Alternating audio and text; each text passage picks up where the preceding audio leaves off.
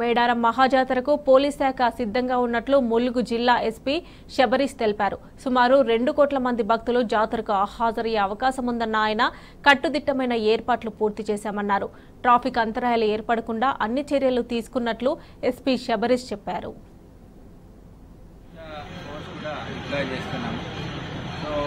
Traffic regulations and restrictions will be in place from tomorrow. Ma'am చెప్పినట్టు main జాతరలో ఎలాంటి నిబంధనలను పాటిస్తామో అదే రేపటి నుంచి మనం ఎన్ఫోర్స్ చేస్తున్నాము.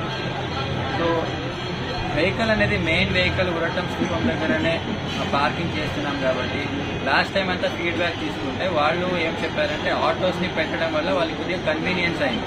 ఓల్డ్ ఏజ్ పీపుల్ ఉంటారు, సో వాళ్ళు ఆటోలో ఇక్కడ దర్శనం చేసుకోవడానికి యూజ్ అవుతుంది అనేది దానివల్లనే మనం ఆటోని కూడా లోపల వరకు తీసుకురావడం జరిగింది.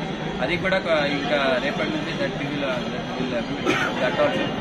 సో అదర్వైజ్ షాప్స్ కూడా జనాలు ఎక్కువ వస్తారు, షాప్స్ కూడా నష్టం జరుగుతుంది.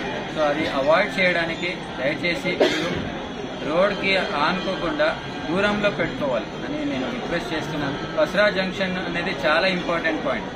ఒక్క సెకండ్లో ఒక్క వెహికల్ ఆగినా దాని వెనక 10-15 వెహికల్స్ ఆగిపోతుంది. ఇప్పటి నుంచి కూడా ఇంకా మెయిన్ ఇప్పటి వరకు జరిగింది ఒక లెక్క అయితే ఇప్పటి నుంచి ఏం జరుగుతున్నది that is the second chapter. So I request all the media people cooperate with us and also the devotees who are coming. ఎంత దూరం నుంచి వస్తున్నారో మీకు ఆల్రెడీ నిన్న నేను ఒక వీడియో కూడా రిలీజ్ చేయడం జరిగింది. అది చూస్తే దట్ ఈస్ సెల్ఫ్ ఎక్స్ప్లెనేటరీ.